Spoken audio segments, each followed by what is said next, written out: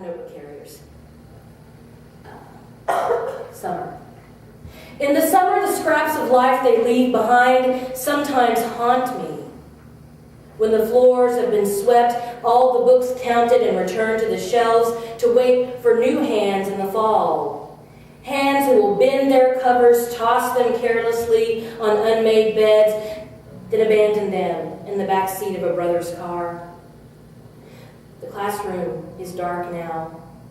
The humming fluorescent of panel lights silenced, the chairs lined up, empty, cold, and in strict formation.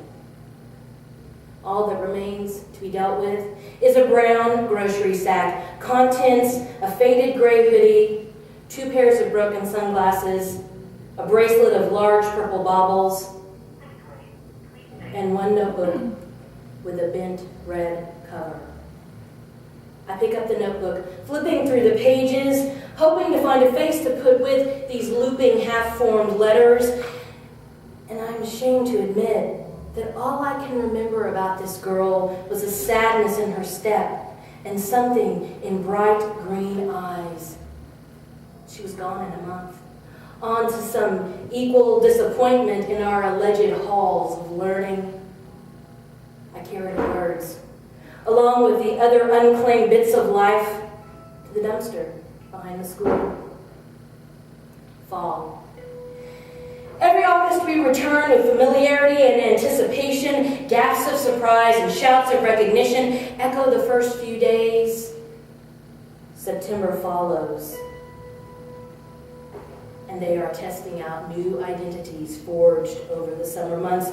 They posture and flirt and strut and stumble, arms crossed, daring me to know them, to ask the questions stepmoms don't want to know the answers to. But as the heat fades and light melts into a dwindling autumn shade, they write to me, page after page of frustrations with boyfriends, arguments with parents, mischief created with best friends, fears of never being good enough, and wounds they will be working out in therapy 20 years from now. And burdens no one should be asked to carry at 15. And secrets, if revealed, would bring down teenage Armageddon. Winter. We have settled into an odd sort of understanding now, an intricate tango of how much will I let them get away with? Can they just dance badly, ignoring the rhythms? Can they fumble all the steps or make me trip over my own feet? Just how many bruised toes will I tolerate before I say stop? And they scramble like musical chairs back towards the safer territory of my mere annoyance. Yet, honestly clumsy or purposefully unpracticed, somehow they have waltzed their way into my arms of grace, and I will love them because they are so imperfect. And I will recognize my own teenage awkwardness in the still developing odd angles of their hearts. Spring. They rush out in a reckoning of noise and laughter, beckoning to each other for weekend plans and shouted across parking lot alliances. Their voices overlap in a symphony of sound that the adults find indiscernible. Over the years, I have gathered some of their words and wound these strange syllables into my own language. It has kept my lips nimble and my heart tactile. Occasionally, I still pay homage to my own teenage demons. I recognize the same spirits in their eyes, curling around the edges of their tender dreams, like smoke wrapping around my fingertips. I savor this ill-advised final vice of my youth. It's my small way of denying my own mortality. To be young is to be reckless, and I want to embrace that stance just one more time before taking up more responsible poses and shuffling off into some safer sunset. Epilogue. Somewhere in the fetid earth of a landfill, the flimsy garbage bag containing the red notebook has split and spilt its guts and hopes and abandoned words, becoming one with the piles of disposable lives. Carry on, gather to feast on the feculence until every bit of memory has been picked clean.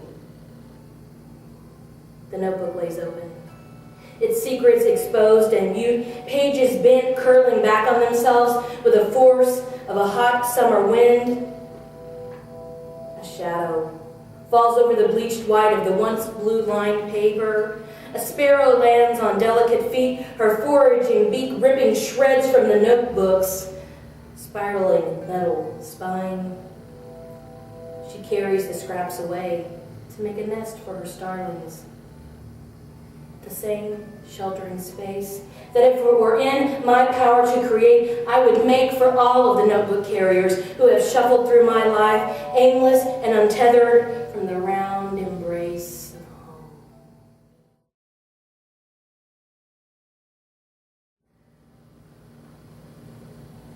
Tonight, as I sleep, I will sleep with the memory of your voice curving all around my still form, like a dream, slow, angling river winding in and out of my unconscious thoughts. I will cradle my knees, bent legs pressed to my chest, trapping to navigate the warmth of the space you inhabited a few nights ago.